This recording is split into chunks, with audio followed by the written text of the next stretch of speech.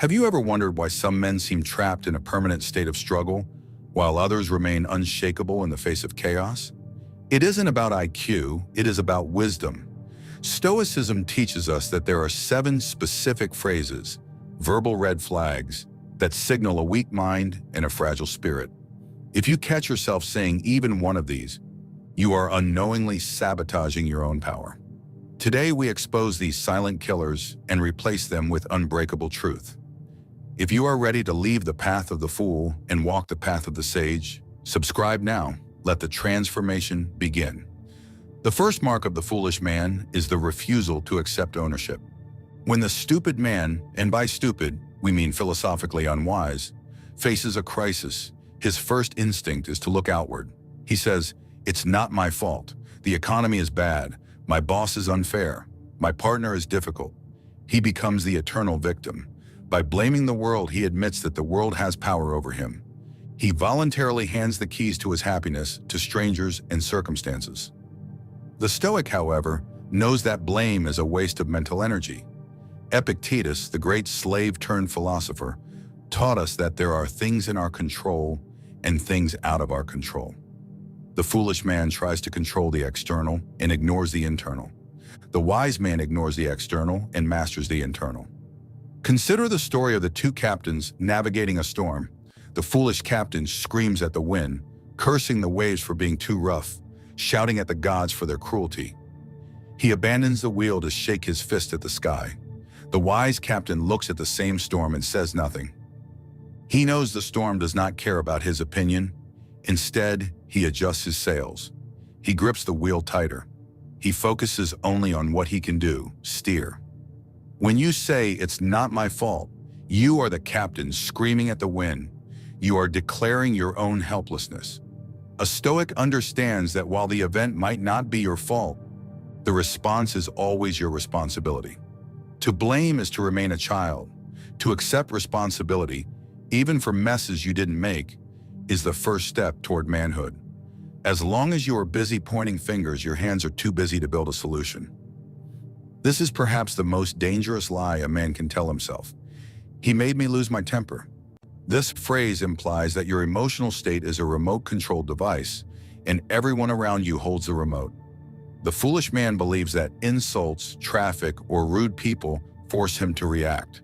He is a puppet, jerked around by the strings of other people's behavior. If the world is kind, he is happy. If the world is harsh, he is miserable. He has no fortress of the mind. Seneca, the Roman statesman, famously said, "Anger is a temporary madness."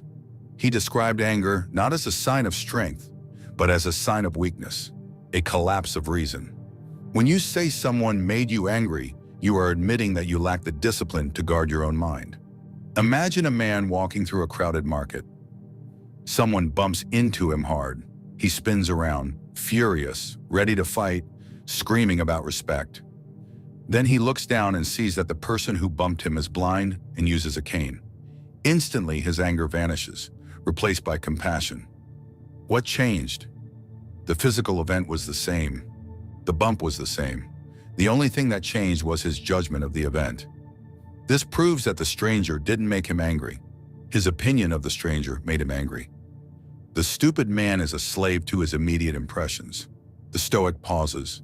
He realizes that an insult is like a rock thrown at a cliff. If the cliff is solid, the rock simply bounces off. If you are easily provoked, you are easily controlled. Do not give anyone that power over you. The foolish man lives his entire life in the future. He says, "I'll be happy when I get that promotion. I'll be happy when I buy that house. I'll be happy when I retire." He treats the present moment as a waiting room, a mere obstacle to get through to reach some imaginary paradise. This is the definition of anxiety and dissatisfaction. By tying his happiness to future events that may never happen, he guarantees misery in the now. Marcus Aurelius, the emperor of Rome, who had everything a man could want, wealth, power, fame, reminded himself daily to find contentment in the present duty. He wrote, "Confine yourself to the present." He understood that the future is a mist and the past is a memory. The present is the only reality we possess.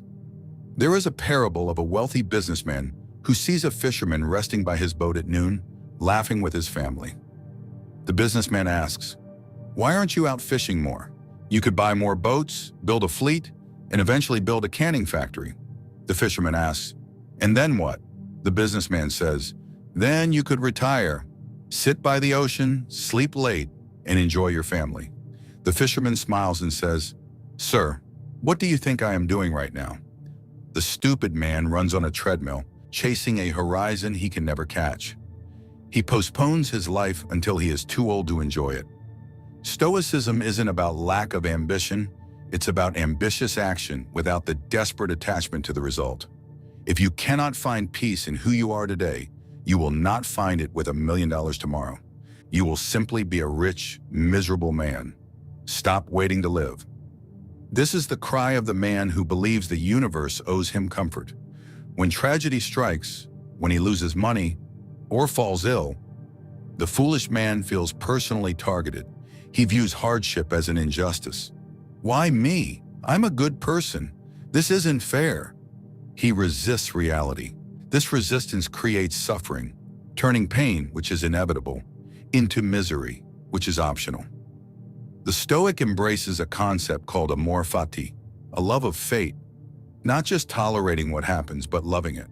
The Stoic sees every obstacle not as a block in the path, but as the path itself. Imagine you are a wrestler. If your coach pairs you with a weak, fragile opponent, you learn nothing. You remain weak. But if your coach pairs you with a giant, a champion who throws you around the mat, you struggle, you sweat, and you bleed. The foolish man asks, "Why does the coach hate me?" The wise man understands, the coach is trying to make me a champion. Life is that coach. When you say, "Why is this happening to me?" you are rejecting the training. You are wishing for a life of ease, which is a life of decay. Marcus Aurelius thanked the gods for his difficulties because they allowed him to test his virtue. When the fire burns, everything you throw into it becomes fuel for the fire. A stupid man is extinguished by the wind. A Stoic is the fire that burns brighter because of it. Stop asking, "Why me?" and start asking, "What can I learn from this?" The moment a man thinks he knows everything, he stops growing. The phrase, "I know that already," is the tombstone of intelligence. The foolish man protects his ego by pretending to be an expert. He listens to reply, not to understand. He views new information as a threat to his intelligence rather than a supplement to it. He is rigid and like a dry twig. Because he is rigid, he snaps easily. Epictetus was a teacher, and he would kick students out of his classroom who were arrogant. He famously said, "It is impossible for a man to learn what he thinks he already knows." If your cup is full, nothing more can be poured in.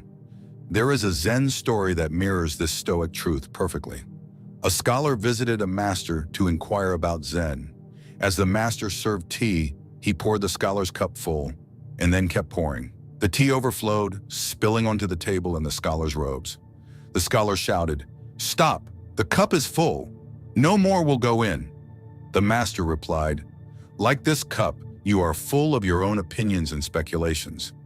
How can I show you wisdom unless you first empty your cup?" The stupid man walks through life with a full cup, guarding his ignorance, terrified to admit he is wrong. The Stoic cultivates the mind of a student. He is willing to look foolish in the short term to become wise in the long term. He asks questions. He admits mistakes. He knows that true wisdom lies in admitting the vastness of what you do not know. "I'm too busy. I don't have time to read, to exercise, to think." The foolish man wears his busyness like a badge of honor. He mistakes movement for progress. He thinks that running around in circles means he is getting somewhere. But usually, "I don't have time" is a lie. What he really means is, it is not a priority. He has time to scroll on his phone for 2 hours, but no time to meditate for 10 minutes. Seneca wrote an entire essay on this called On the Shortness of Life. His conclusion? Life is long enough if you know how to use it. He observed that men guard their money greedily. They wouldn't let a stranger steal their wallet. Yet they let everyone steal their time. They give hours to meaningless arguments, days to frivolous entertainment, and years to jobs they hate. Imagine you have a bank account that deposits $86,400 every morning. But at the end of the day, whatever you haven't used is deleted. You can't save it. You would spend every cent, wouldn't you? That is your life. You get 86,400 seconds every day. The foolish man lets them drain away, distracted and unfocused. The Stoic treats time as his most precious commodity. He ruthlessly cuts out the non-essential. He says no to the good so he can say yes to the great. When a man says he doesn't have time to improve himself, he is saying he is too busy driving to stop for gas. Eventually, he will break down. Do not be the man who reaches his deathbed realizing he was busy, but he never lived. This is the ultimate cage. The foolish man lives his life for an audience that isn't watching. He buys things he doesn't need, with money he doesn't have, to impress people he doesn't like. He is terrified of judgment. He censors his true thoughts and suppresses his true nature because he craves the validation of the crowd. He is a slave to the opinions of others. Marcus Aurelius found this behavior baffling. He asked, "I have often wondered how it is that every man loves himself more than all the rest of men, but yet sets less value on his own opinion of himself than on the opinion of others." Think of an actor on a stage. If he spends the whole play looking at the audience to see if they are clapping, he will forget his lines. He will trip over the set. He will ruin the performance. To perform well, he must focus on the craft, on the truth of the scene, not the applause. The stupid man is the actor looking at the crowd. He changes his personality like a chameleon to fit in. The Stoic stands firm. He values his own conscience above his reputation. He knows that fame is just noise and reputation is just what people think you are. Character is who you actually are. If you seek the approval of others, you give them the power to destroy you with a single criticism. Break the chains. Let them think what they want. You have a life to lead. These 7 phrases, blaming others, claiming anger, postponing happiness, rejecting fate, feigning knowledge, wasting time, and fearing opinion, are the walls of a prison you built for yourself, but the door is unlocked. You can walk out at any moment. Stoicism isn't about suppressing emotion. It's about suppressing stupidity. It's about seeing the world clearly and acting with courage. Catch yourself the next time these words try to leave your mouth. Swallow them. Replace them with responsibility, gratitude, and action.